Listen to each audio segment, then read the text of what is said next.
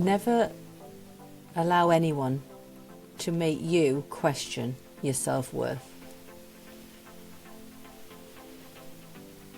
because that self-worth is your foundation to build on. Think about how it would feel if you achieved it, and rather than worry about that big goal, work backwards, get to day one, not one day, and think about the very first thing you've got to do. Hello grown-ups, and welcome to this week's episode of A Beginner's Guide to Being a Grown-Up with me, your host, Sam Cooper-Gray.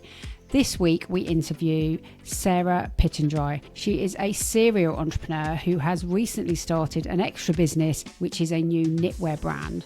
She shares her journey with us through bankruptcy and how she saved her house from repossession by starting a new business, to how coaching founders gives her purpose. So please join us in welcoming Sarah to the podcast. So Sarah, tell me a little bit about your journey into adulthood. What was that like? My journey into adulthood, right. Well, I have been brought up in the Northumberland countryside, very rural. So if you want to get anywhere, it was either Shanks's pony, as in your two legs, a pony, or a bike. There was no buses, and I'm still here now. I don't know why I'm saying there's no. I still live. I still live where I was brought up. So a very rural country life, really. And I've always had a real passion, for the countryside.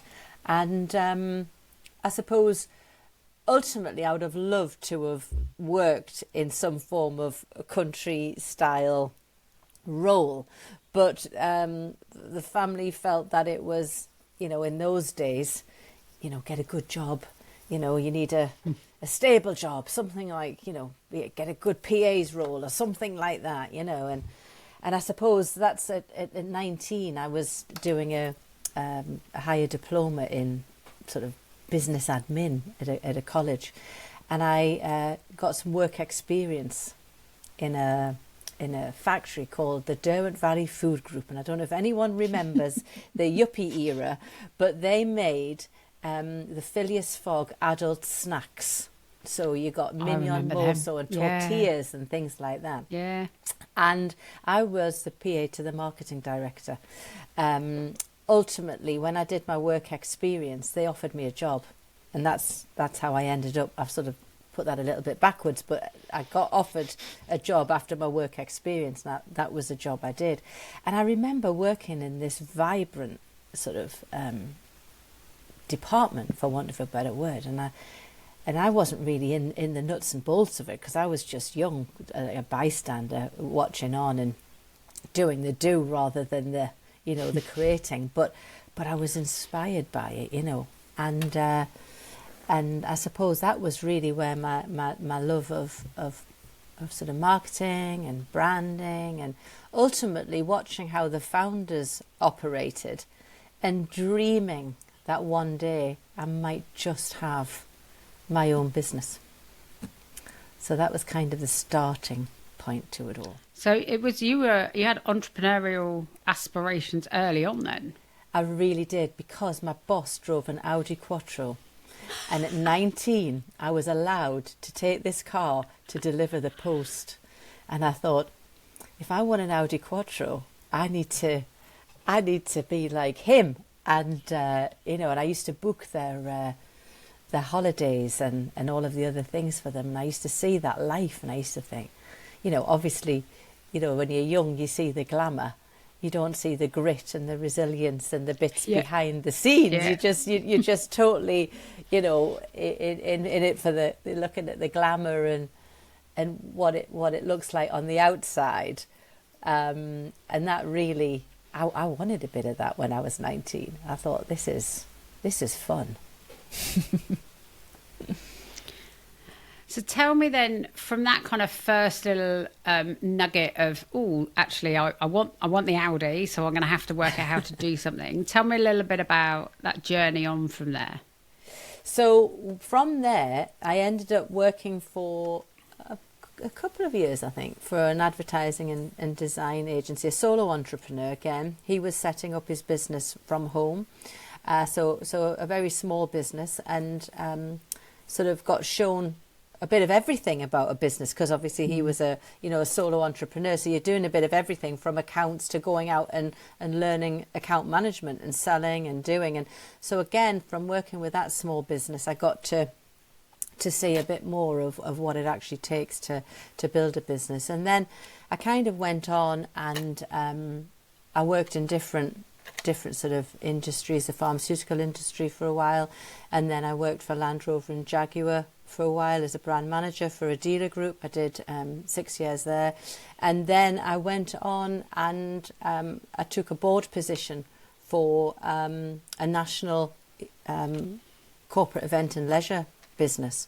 To be fair, when I first bought into the business and became a shareholder, it was very much more of a leisure business, offering fab activities for a hotel group. Everything from speedboat rides to quad biking to off-road driving, all of that sort of stuff. And then as a board, we built the brand out to become a 7-figure brand, delivering corporate events, from everything from building conference sets to delivering conferences, multi-activity days, sales incentive days, for sales teams, and themed dinners, you name it. Really, we did the whole thing. It was great until it wasn't. Great until it wasn't, and unfortunately, we lost that business in 2008, and that is really. It was a double-edged sword, really, because I hit the bottom. And then I lost everything as a director, and as directors, we'd invested in the growth of the business. Personally invested, and when things didn't go right, the consequence was that we as individuals lost everything. And part of losing everything was my home, obviously my job, the part of in the company, and my house, and I ended up literally with absolutely nothing, like no bank account, nothing. But I did have my son, which my gorgeous boy, who was 9 then, and that ultimately became the driving purpose to reframe failure, look for the lesson, and I took the decision to, which was really, when I look back and I think, what on earth made me think I could do this?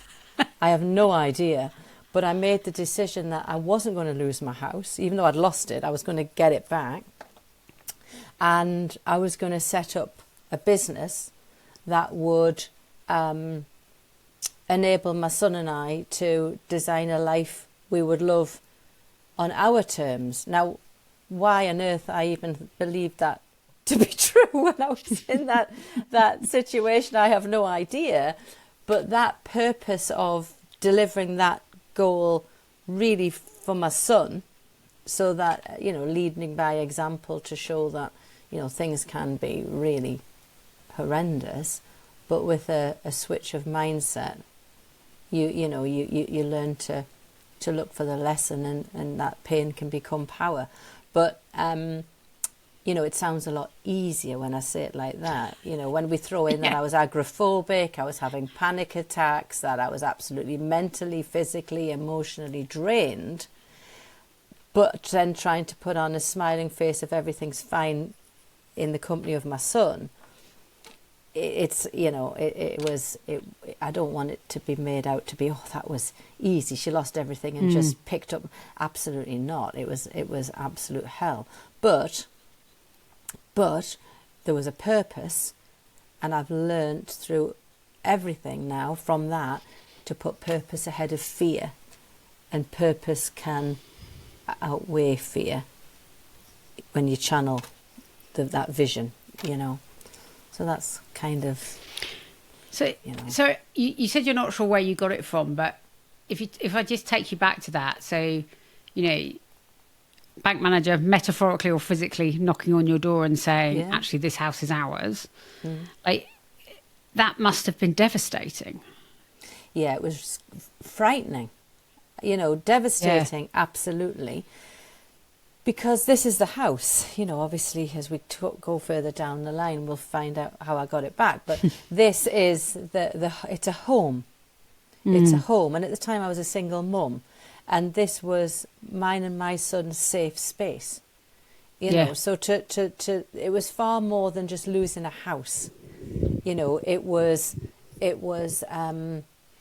the place where you shut the door and you're a family. It's you and your child against the world, and then to me it felt like if I had to get on the other side of that and I couldn't get back in, I was completely exposed and vulnerable, and it was very, very frightening, and yes, and the emotional, heartbreaking vision that probably drove me was imagining packing up my son's bedroom and and then shutting the door and not ever being able to get back in. Yeah. And had you felt like that about the home before the business collapsed? Yeah. Or was it that journey? This has always been this particular house and home has always felt a very safe space for me. I bought this house and for William and I, and I always remember when we got it when we first got it and we first moved in, and he had his room, I had my room, and just walking around that house and just feeling that whole joy of having this space, really, this space that was ours. And it was a lot, as I say, a lot more than just a house. It was a hub, really, to grow from as a at that time a little family. Do you know what I mean? Yeah. It's your kind of safe space. Yeah. So you had that moment where you were like, the bank's going to take this away. Yeah. Tell me a little bit about the business that you started then, and then a bit more about that journey on from there. So Simply Bows and Chair Covers was the business that I founded from the ashes of adversity, for want of a better word. and this whole thing came about randomly. It literally was like a sort of a bolt out of the blue, really. Yeah. And it was working in events, as we had done. We used to hire in table linen and chair decor, and often we were given what I would call very substandard quality. And this back then, the suppliers didn't fit; they didn't really offer that fitted service. And when you're a big, busy event coordinator, having to then do all of that on top of the normal job, it was just a bit of a nightmare. And then my brother had also got married in that year, and we'd hired in what we perceived to be beautiful linen, but on the day they didn't send enough, and they couldn't put it right on the day, and they weren't really interested. It was just, and I don't know why, but I believed that there was a gap in the market to create a company that would deliver a quality service at an affordable price. And if a client could dream a design or an idea, then we would endeavour to make it for them, so that it would be a really beautiful service, so that when they look back on through their wedding album, they would have beautiful memories to cherish, and we would have huge pride in what we delivered. So chair covers made to measure and fully fitted, so we became accountable. It would take the hassle off the venue, and it would mean that the client had peace of mind, whether it was a hotel or it was a direct to the client. And at that time, I just thought, look, if nothing else, to try and quieten my mind, write the business plan. Just write the business plan. Do you know what I mean? Yeah. William would go to school, and I would sit at the dining room table, and I would research, and I would write, and I would just type and just try and put it all out there, you know, as to what would my dream business look like, what would it feel like, what would it do. It was, I suppose, it was a bit of a game, really, to be honest with you. Which business, to be honest, is a game. Life's a game, isn't it? But this was a game, and anyway, by the time I'd got it onto paper and out of my head, this suddenly demonstrated viability. You know, I looked at that business plan and I thought, actually, this could work, you know, and how much would I need to save my house, and what would I have to do with, what would that business have to return for me to be able to try and go to the bank and see if I could buy it back. Because in 2008, you know, that financial crash, lots and lots of people's homes were being repossessed, businesses were closing, and that was the only thing that really helped me, was at the bank, even though they had taken my house, there was nothing coming through to tell me to get out. Nothing, you know, other than they sent someone round to value the house for auction, and that was that. So I thought to myself, well, look, I'll use this time. And I started going round banks in our local market town to see if I could get a bank account. And there was no bank going to give me a bank account. I was bankrupt. And this is because you'd had to declare bankruptcy because of the other business. So, so you know, and you can understand that it's part of the bankruptcy. You can't get a bank account. So I was thinking, well, I don't know how I'll ever get this business off the ground. And then, a long story short, I found a contact in my diary, and it was for a lady who I knew from a company we'd done some work for called Business Link, and it was a government granting small business sort of scheme. And I got in touch with them, and they invited me down to present my business plan. So anyway, I did, and they came back to me and said, we would like to offer you a grant, you know, to get started. Wow. And I was like, amazing. So it was a small grant, but it was wonderful to get something, you know. But there was a prerequisite that I had to have a bank account, and I couldn't get a bank account. So I was absolutely sort of distraught, really, because I was thinking, well, I've got this business plan, someone's prepared to give me a grant, but I can't get a bank account. What can I do? And as a last resort, I typed into Google, how do you get a bank account when you're bankrupt? And a forum came up, and I think it was either a somebody or a something said about the Co-op Bank did a cash minder account. And I got in touch with the Co-op Bank, and they gave me a cash minder account. So that meant I had a current account, no overdraft facility or anything like that, but I would get a debit card, which was absolutely fantastic, and a place to lodge money. And I got the grant. And again, a very, very long story short, the business model was, I realised that I couldn't afford a sales team, and I couldn't get across all the places that I wanted to get on my own. So my business model was that I would approach the higher end of the market, boutique type hotels, country house type hotels, and I would offer, if I was included in their package, so their wedding packages, I would come in and take all the hassle off them. I would fully fit all the chairs for them in the morning, where they'd be hand pressed, they'd be beautifully presented, meet with their clients, choose the colours, take all of that side off them, support them on their wedding open days, da-di-da-di-da. And very quickly I became the preferred supplier for the key, what I would call the key wedding venues in my area. And that sort of gave the security, if you like, of demonstrating, because at that point being in the packages meant you could forecast easily. So you knew how many weddings there was, how many bums were going to be on seats, how much I was going to charge. You'd get a rough idea of how much each wedding was going to generate for revenue. So you could do a cash flow forecast. So at that point, once we knew the business was demonstrating viability, it seemed an incredible shame to lose my house, you know, to let it go. And as if there was an angel sent from heaven, my whole mortgage rate, a letter came through, obviously crossed letters, to say that my mortgage had reduced by, I think it was something like 60% because the interest rate changed. It was just absolutely crazy. And it went on to a variable sort of rate, which was very, very low.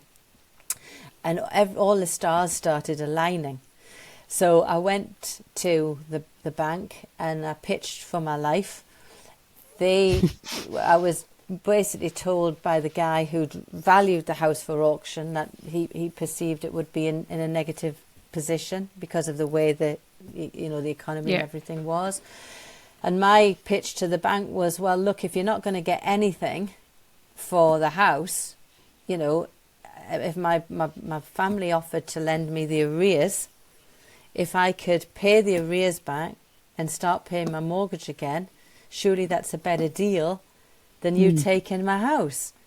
And with a lot of humming and ahhing and emails and I think it was faxes then, backwards and forwards, they agreed, and I managed to take possession of my house back again, and my business was growing. So it was a very, very, you couldn't really imagine what was going on, you know. But if you can imagine, you're a single mum, but luckily you've got a supportive family and a very supportive at that time ex-husband, and you've got a house that you're trying to not lose, and all that communication and toing and froing. You've got a business that you're trying to start and build and do. I think my head was just, I was just on.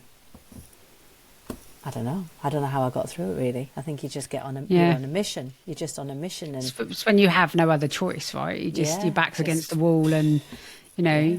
So it's such an interesting story because, you, as you said, you were right up against it and you had a real clarity of you didn't want to lose the house. And I love your hustle with the bank manager.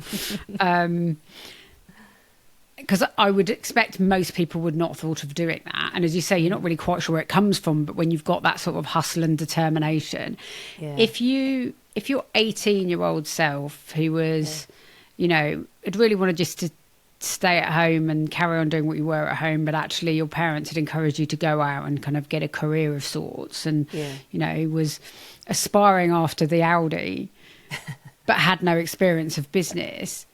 What would she think of both that you going through that and finding a way through, and also where you are now and what you're doing now? I think if she was stood back looking on, I think she would be like, go for it. You know, she'd be like championing me, because she would be like, yes, I want to be like her. I think that's what she would have said, because she wouldn't see it as possible. Because at 18, she would have so little confidence. She'd have aspirations and she'd want to be that. But she was very nervous. She was very anxious. She didn't have a lot of self-belief. She had no self-worth. But she had big dreams. Yeah. Big dreams. But she would never think she would be the person who would be able to have that. You know, she would be the make-doer. She would just make do, because that's what she needed to do. She just needed to be quiet and make do, because that was what she was worth. So she would watch this woman powering through, not really knowing what she's doing, but just on a mission with a purpose, because she's a mum. And I think she'd be like, God, look at you go. That's quite something. I think that's what she would have done.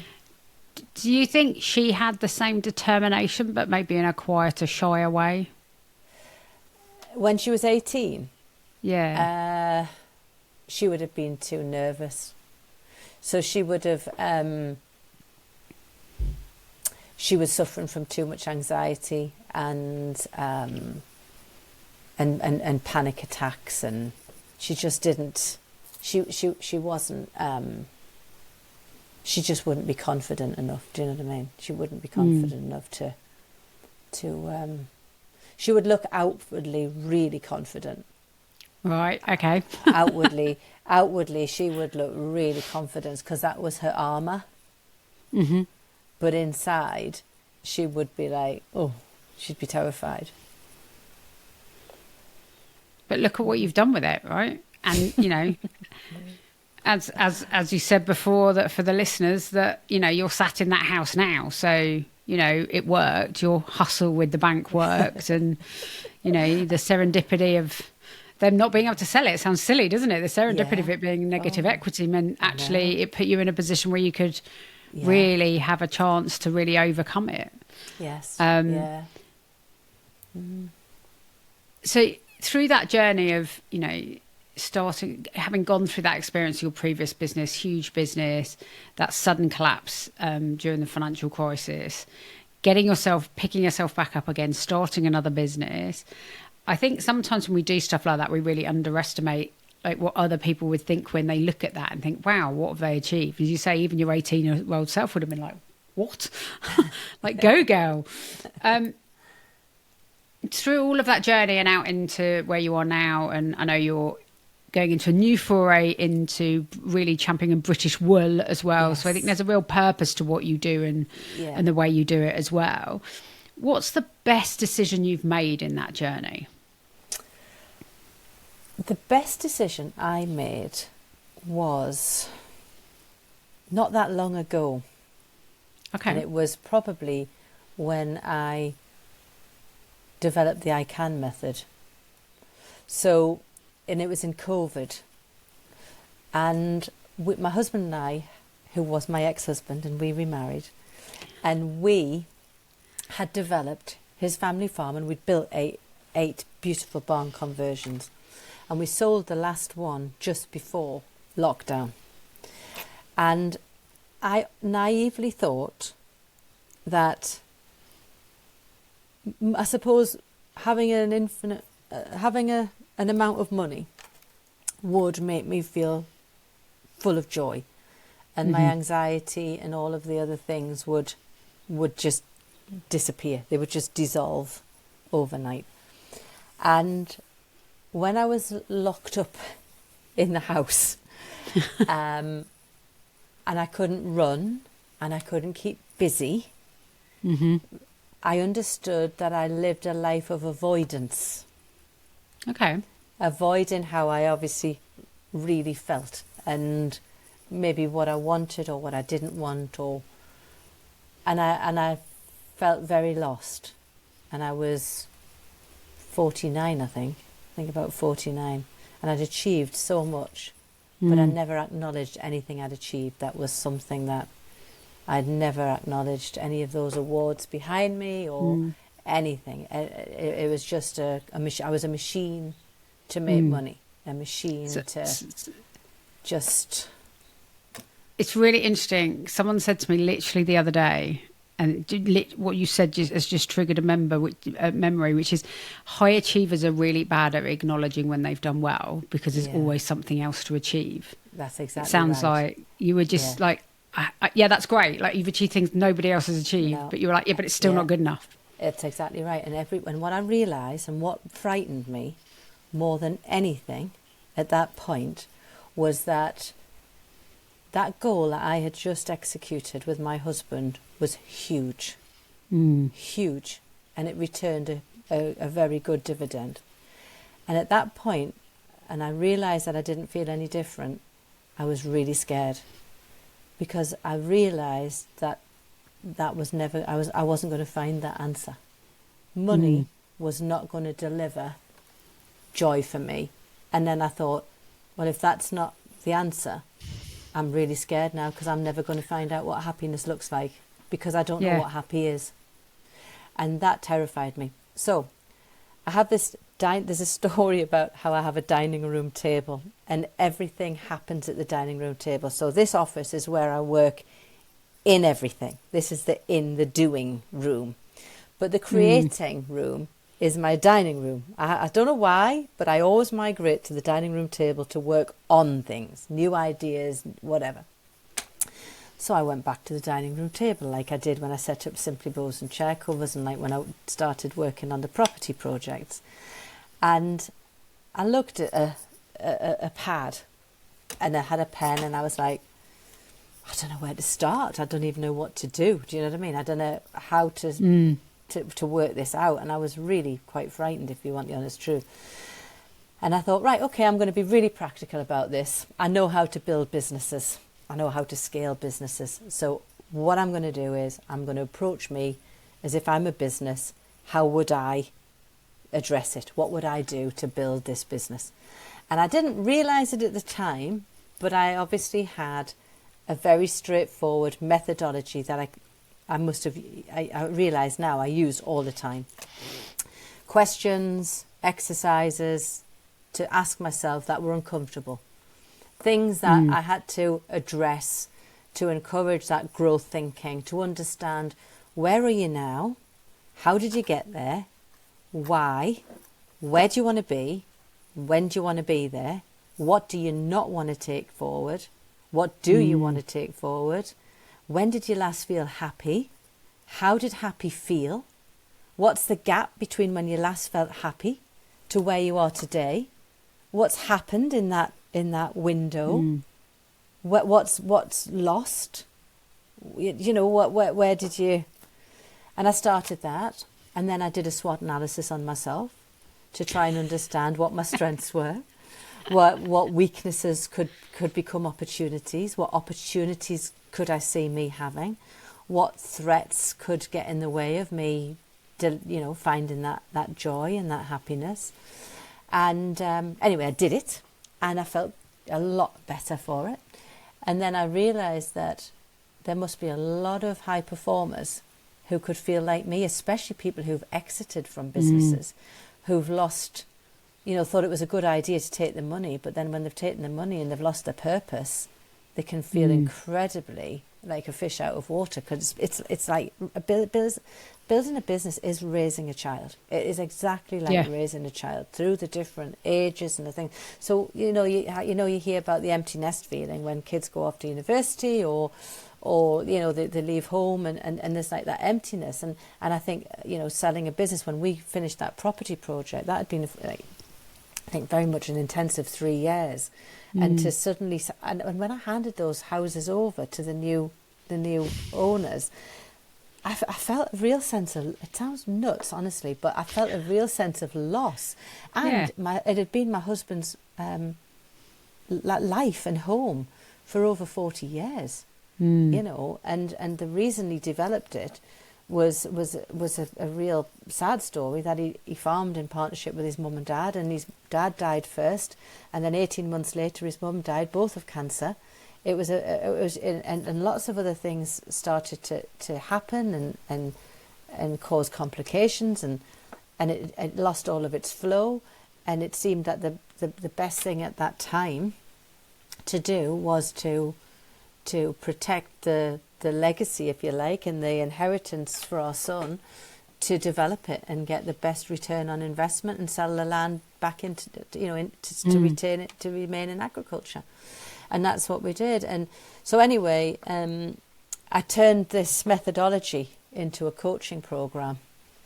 And during COVID, I reached out to a friend of mine who's a high performance CEO, female CEO, a very good entrepreneur.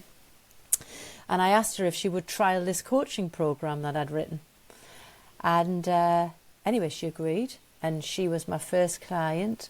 And she said I had approached it in a way she'd never seen coaching before, because I start with the founder. And I'm working on foundation level, because before you can even consider the business, I believe how a founder feels has a huge impact on how far or how not far that business would go.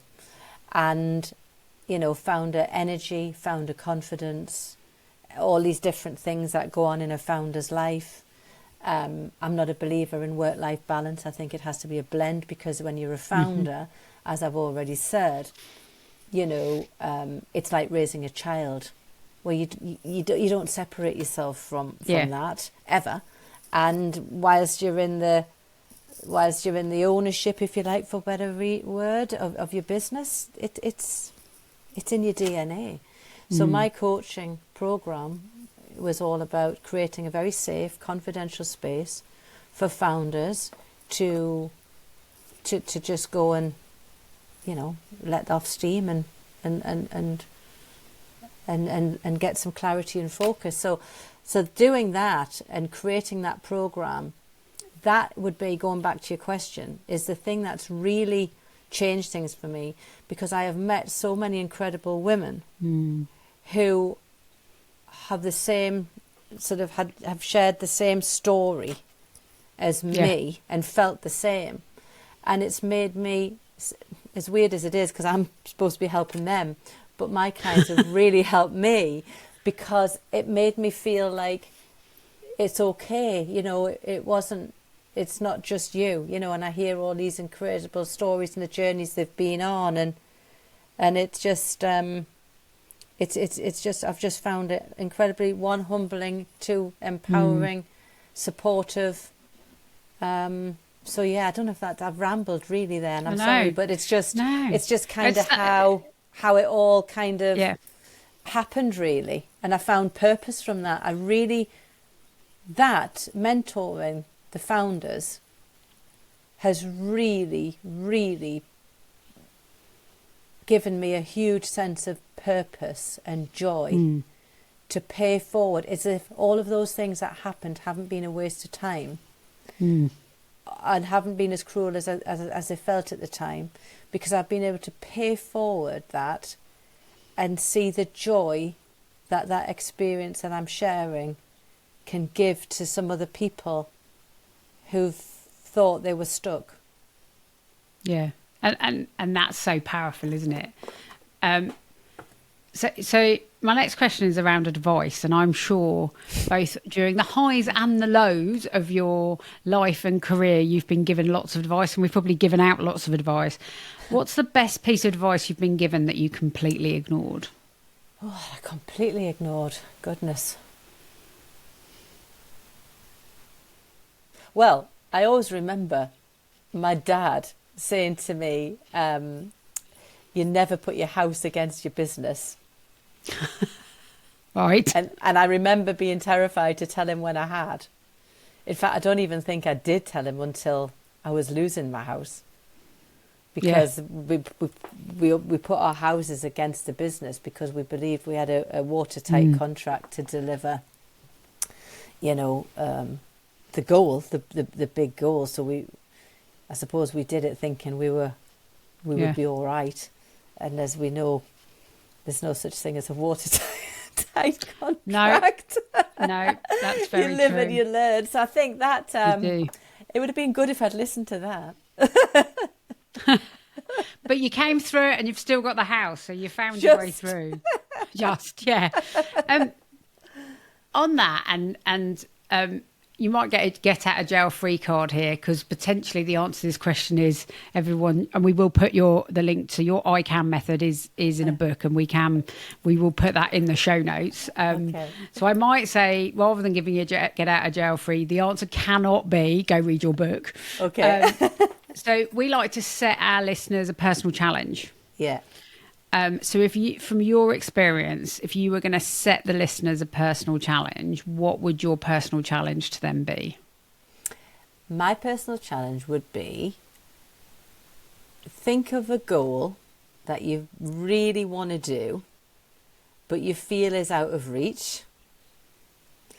Think about how it would feel if you achieved it.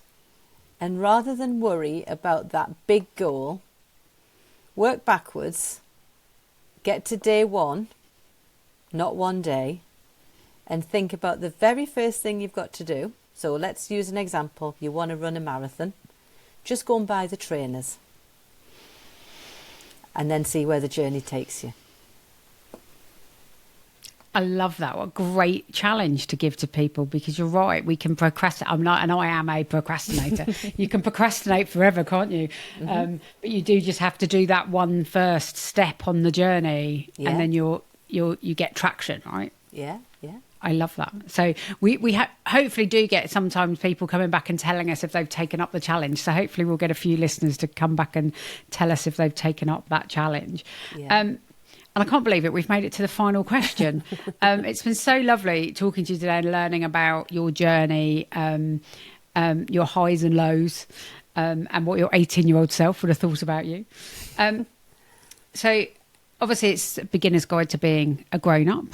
So if you could put one thing that you've learned, one piece of advice into that beginner's guide, either for your younger self or for anyone else to pay forward everything that you've learned, what's the one thing that you would want people to take away and would be your big piece of advice that you would give? Never allow anyone to make you question your self-worth. Because that self-worth is your foundation to build on. I think that's incredibly powerful. And it's clearly something that's got you through as well, some of those hardest times. Mm-hmm. Yeah, I think that's... you can't put a price on self-worth. Because that is your price. Yeah. Do you know what I mean? Yeah. And lots of people struggle with that, I think. So I think that's really an important one, to be able to look yourself in the mirror and know you have self-worth. Yeah, absolutely. Because you deserve it. You know what I mean? You deserve it. Perfect. Right, Sarah, I don't think there's a better way to end the podcast. Thank you so much for sharing your story today. As I said, we will put the link to your brilliant book, which I have read and I have got here, into the show notes for when the episode goes out. And thank you for sharing your story and spending some time with us today. Oh, thank you so much for inviting me, Sam. It's been absolutely wonderful. Thank you. Thank you for listening to this week's episode of the podcast. Please do like, follow and subscribe wherever you watch or listen. Next week, we have the fabulous Pip Stock joining us, who is the co-founder of Brandhook and the author of the Startup Playbook, and our first guest who's based in Melbourne in Australia. So please do join us to listen to her story. And in the meantime, enjoy being a grown-up.